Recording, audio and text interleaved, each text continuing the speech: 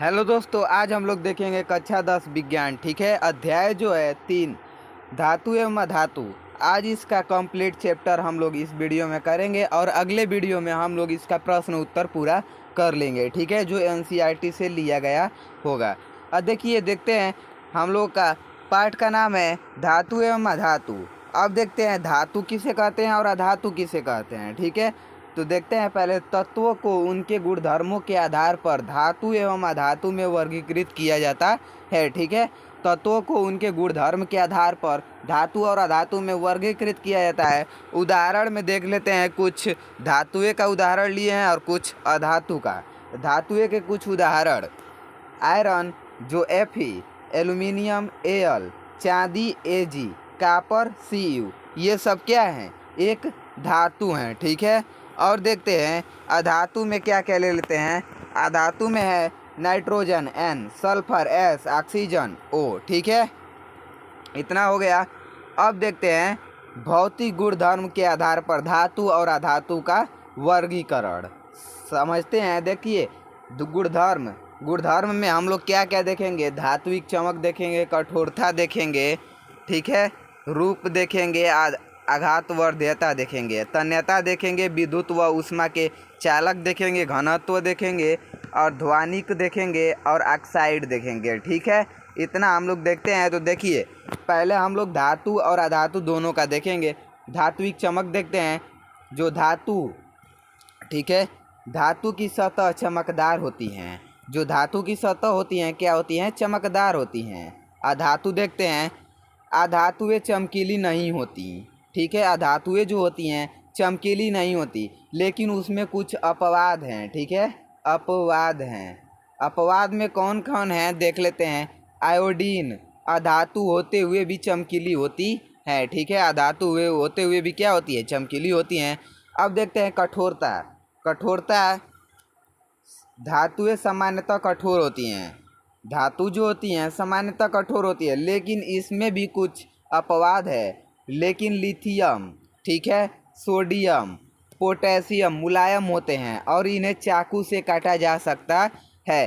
अब देखिए, ये जो है लाइन, इसमें कितना क्वेश्चन छुपा हुआ है। जैसे देखते हैं क्या क्या छुपा हुआ है।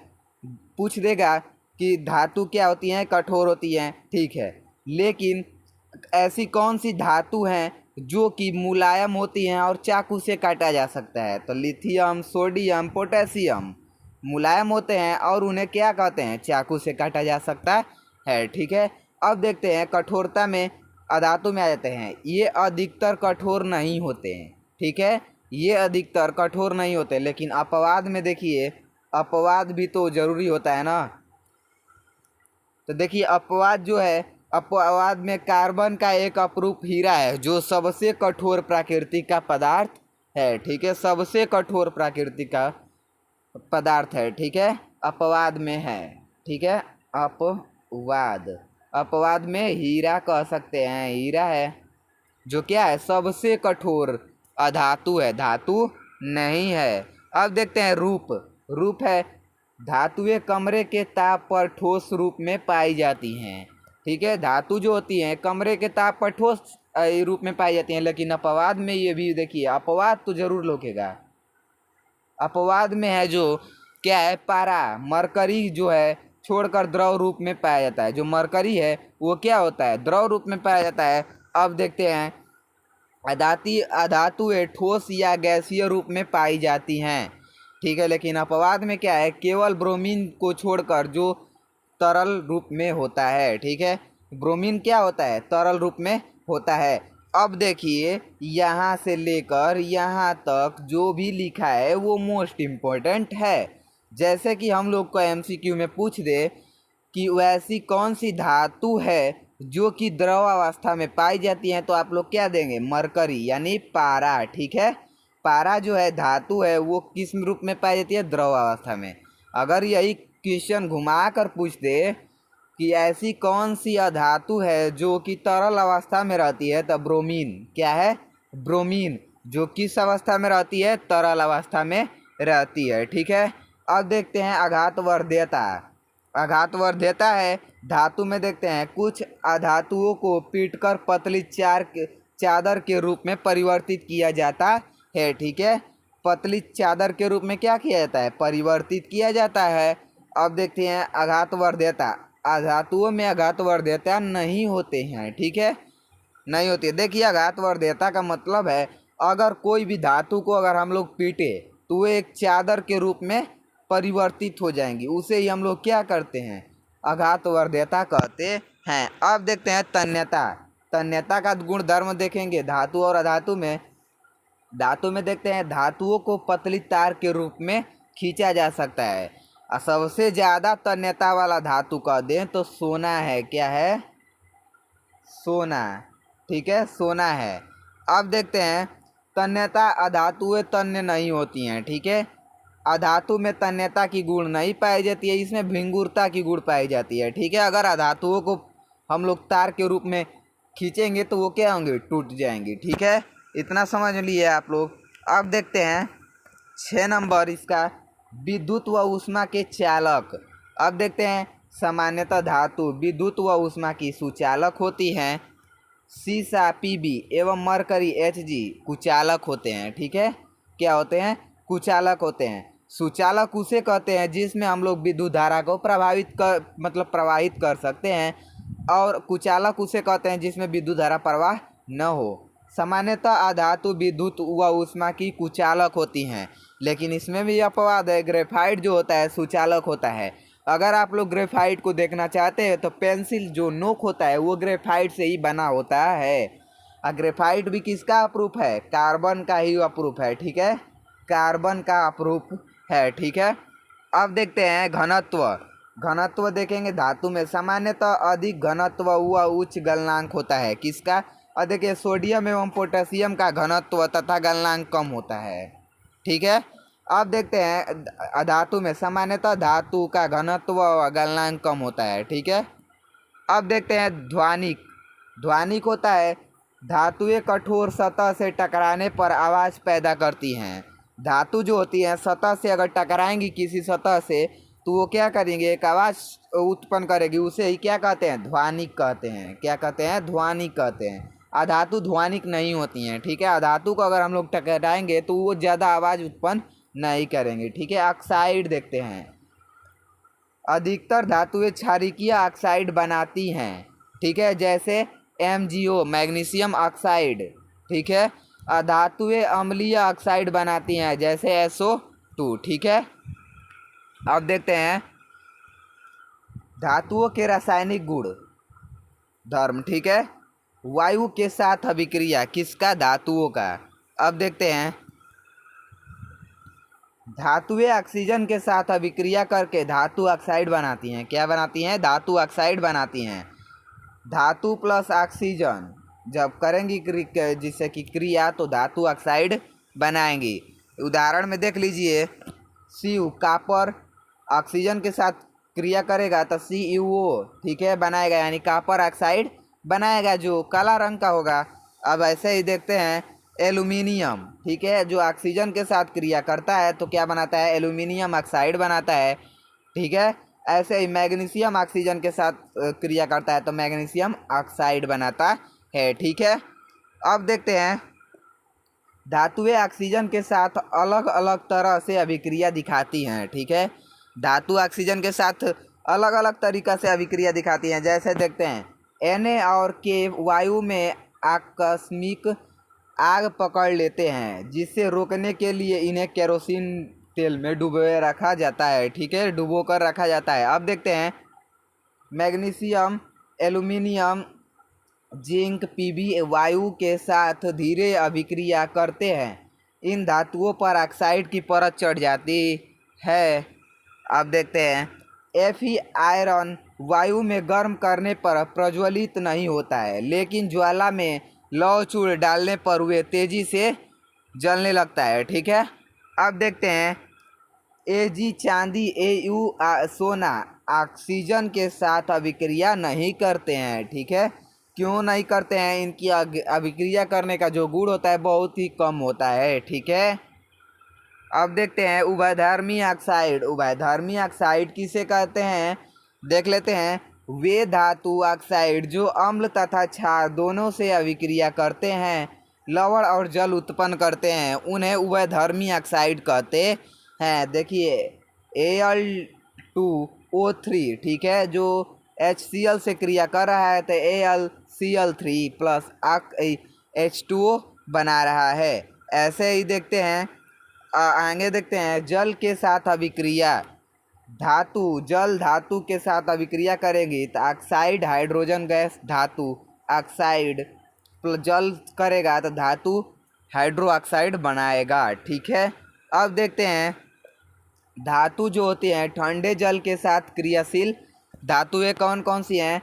Na है, K है, Ca है। ठीक है, सोडियम, पोटेशियम, कैल्शियम। अब देखते हैं केवल भाप के साथ क्रियाशील AlFeZn, ठीक है, जिंक, आयरन, एल्यूमिनियम। ठीक है, गर्म जल के साथ क्रियाशील मैग्नीशियम। ठीक है, अब देखते हैं जल के साथ कोई अभिक्रिया नहीं PbCuAuAg। ठीक है, अब देखते हैं CaMg जल के साथ अभिक्रिया करने पर तैरने लगते हैं क्योंकि हाइड्रोजन गैस के बुलबुले धातु के साथ चिपक जाते हैं। ठीक है, देखिए कुछ उदाहरण दिया है, आप लोग देख लीजिएगा, इतना उदाहरण दिया है।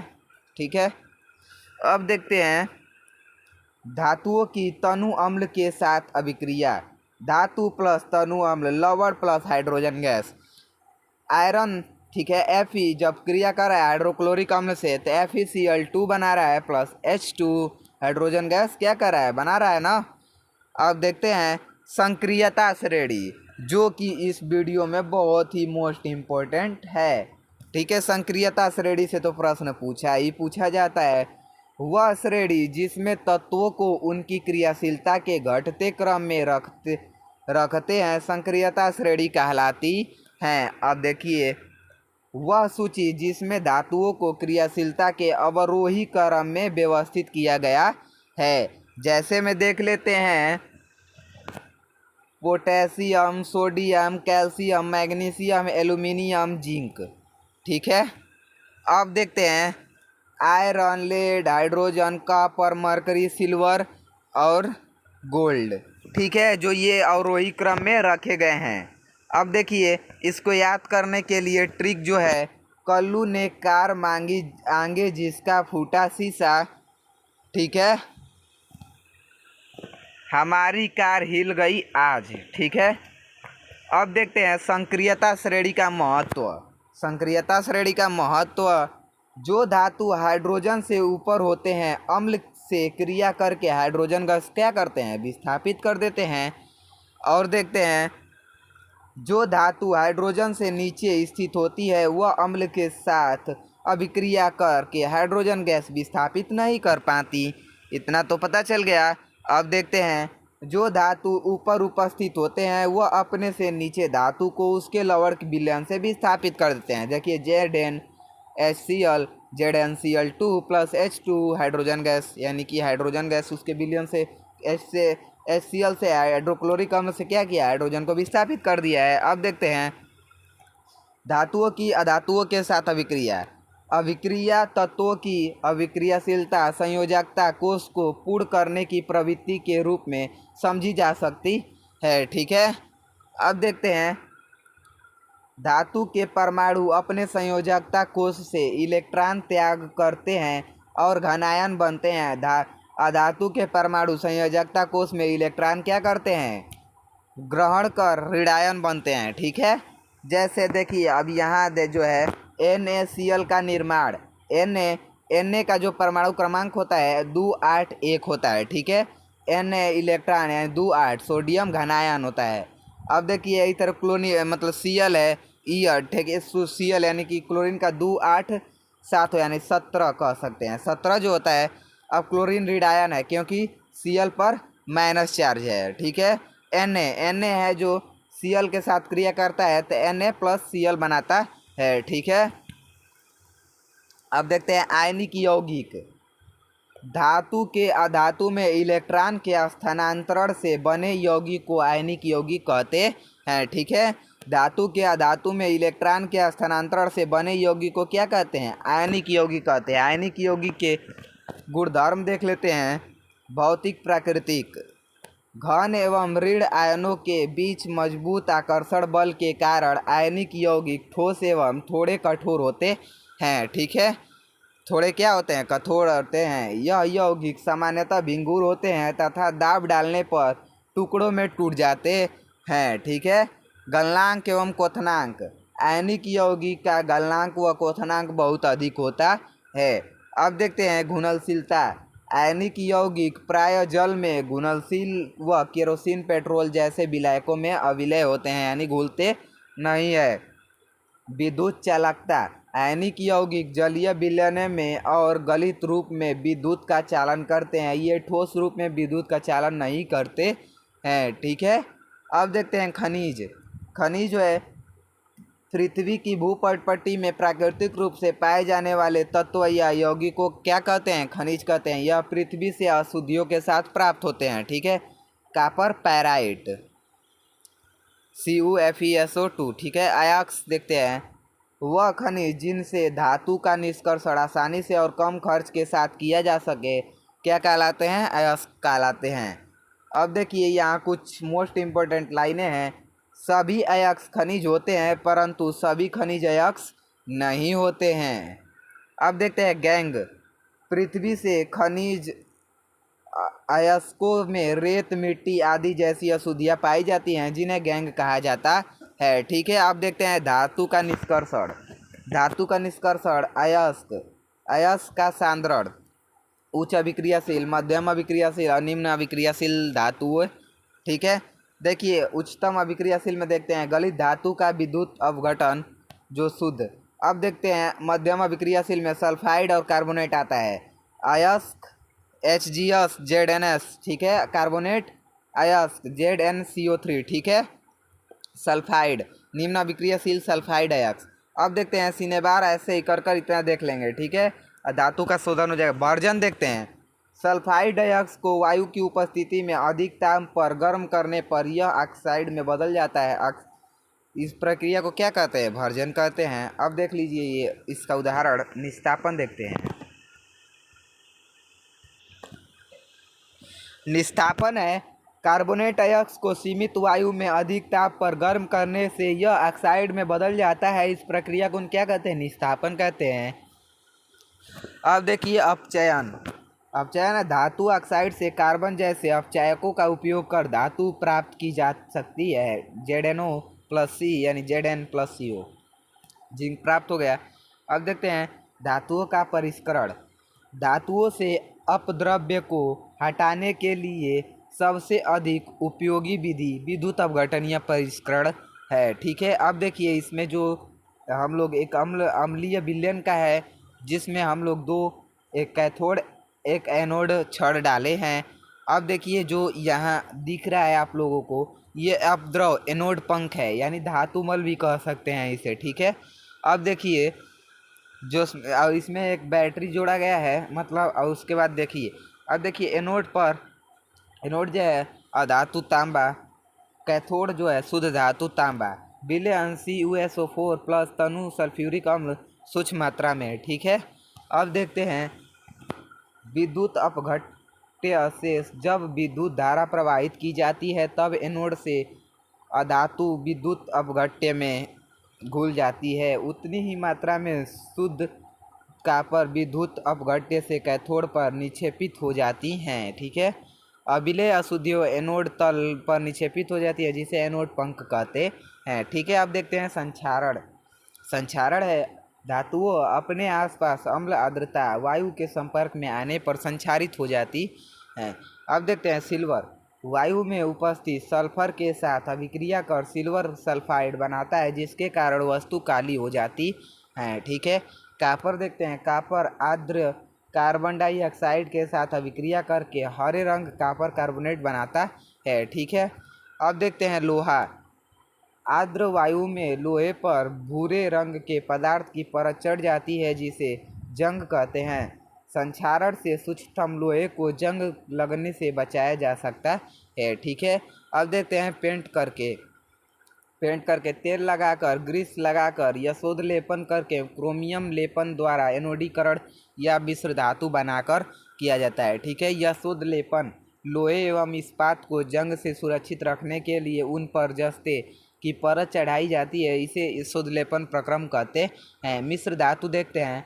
मिश्र धातु दो या दो से अधिक धातुओं या धातु और अधातु के समांगी मिश्रण होते हैं। लोहा सूक्ष्म मात्रा में कार्बन के मिश्रण के साथ लोहा कठोर प्रबल हो जाता है। इस्पात लोहा निकेल और क्रोमियम पीतल बराबर कापर प्लस जिंक। ठीक है, पीतल किससे किससे मिलकर बना है? कापर जिंक से, कांसा कापर टिन से, सोल्डर लेड और टिन से, अमलगम मरकरी और पादर अन्य तत्वों से। ठीक है, इतना पता चल गया, इतना ही था। मिलते हैं अगले वीडियो में, तब तक के लिए धन्यवाद। और ऐसे ही आप लोग वीडियो देखना चाहते हैं और ये विज्ञान के विषय में आप लोग 100 में से 95 नंबर आप लोग स्कोर करना चाहते हैं तो हमारे चैनल को सब्सक्राइब जरूर कीजिएगा। धन्यवाद।